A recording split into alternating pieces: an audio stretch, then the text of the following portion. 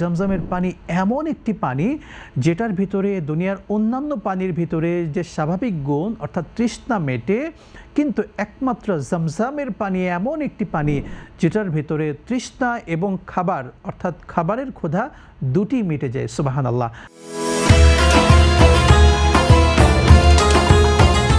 আল্লাহ এই দুটি রেখে দিয়েছেন এই জমজমের পানির ভেতরে।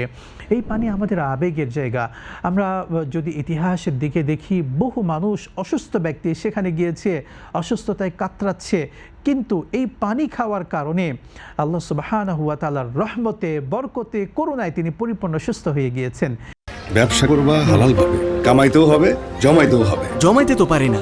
বিকাশ অ্যাপে ইসলামিক ডিপিএস খোলো, সপ্তাহে বা মাসে টাকা জমান, শরিয়া মোতাবেক মুনাফা পান। এই জন্য আজও আমরা চেষ্টা করব জমজমের পানি প্রত্যেকের ঘরে রাখার জন্য। যখন কেউ অসুস্থ হব, পেটে ব্যথা বা কোনো অসুস্থতা, তখন এই পানিটা বের করে বিসমিল্লাহির রহমানির রহিম বলে অজু করে সুন্দর করে আদবের সঙ্গে এই নিয়াত করে খাবো যে আল্লাহ আপনার এই বরকতময় পানির ওসিলা করে আপনি আমাকে সুস্থ করে দেন, এই নিয়াত করে খাবো। আশা করা যায় রব্বে করিম আল্লাহ সুবহানাহু ওয়া তাআলা আমাদেরকে সুস্থ করবেন এবং আমরা যে আশা নিয়ে খাবো সেটা আমাদেরকে নসিব করবেন।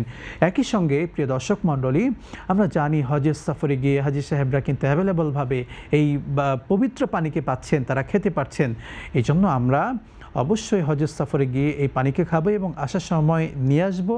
আমাদেরকে হাদিয়া দেওয়ার যে কালচার আছে সেটাকে জারি রাখবো, কেননা এটা হলো বরকতময় পানি।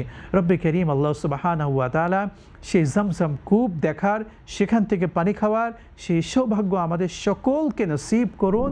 আল্লাহুম্মা আমিন। আসসালামু আলাইকুম ওয়া রাহমাতুল্লাহি ওয়া বারাকাতুহু।